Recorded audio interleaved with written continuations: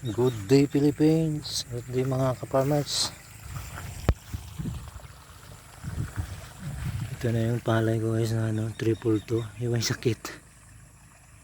Bali nagabuo na ako kahapon ng top dress. 45 days na to guys, palay ko after seeding. May pa rin, may sakit-sakit pa rin.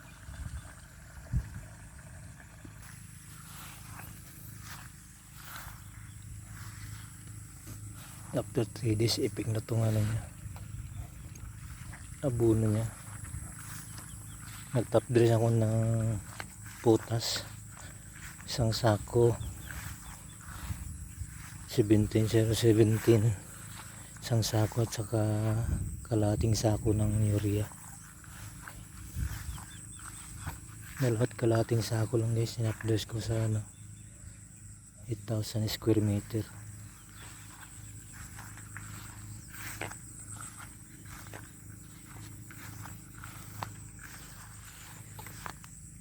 Meron siyang kaya leaf folder.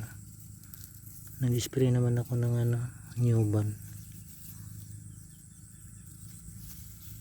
Stimbora sa leaf folder yan. Yung iba may uod, yung iba patay naman siya. Yung iba guys hindi na puruhan. Every week ako nag-spray ito guys. Nung nakaraan kasi daming Stimbora. Siguro mas nasa 20% ang na damage ng Stimbora nakaraan.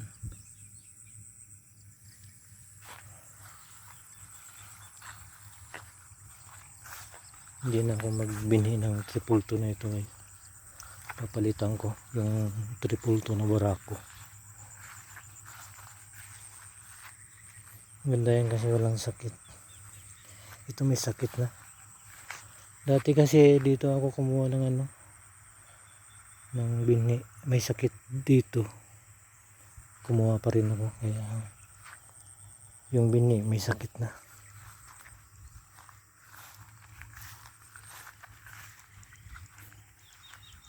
Tapos hindi ko agad in-sprayan ng fungicide. 30 days pa bago ako nag-spray. May epekto na.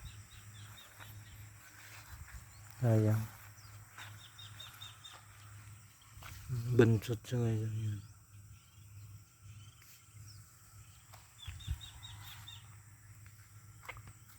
Pero tingnan natin yung mga after 10 days.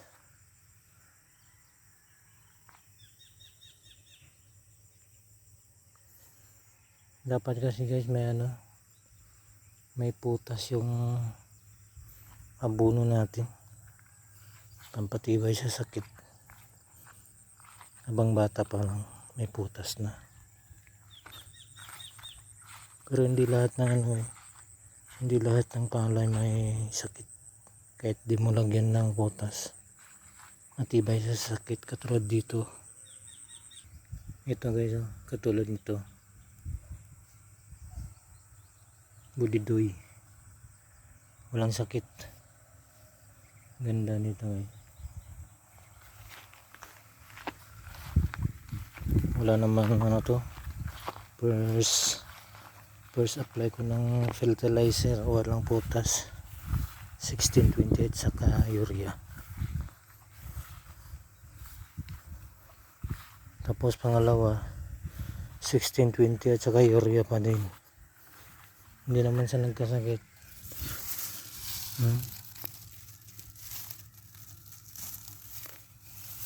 Hindi siya naging bansot. Yung triple to naging bansot.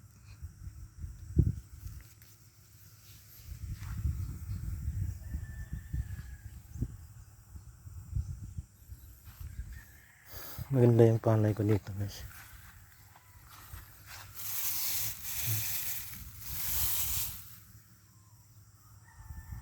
Nagabuno na rin ako ng tapdos dito.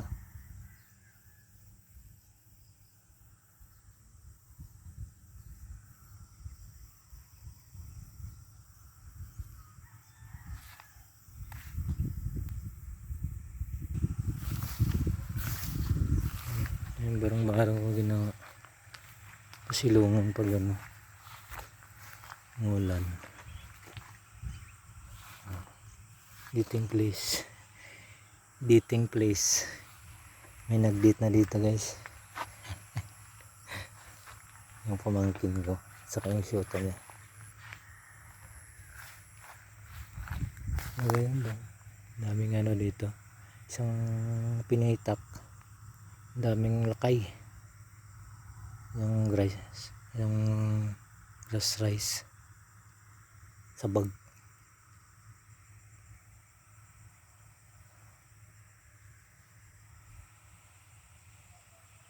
Hanggang doon yan pala.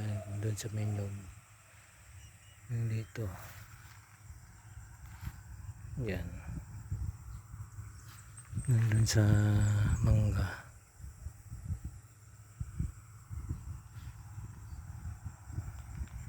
Okay guys, salamat sa panonood.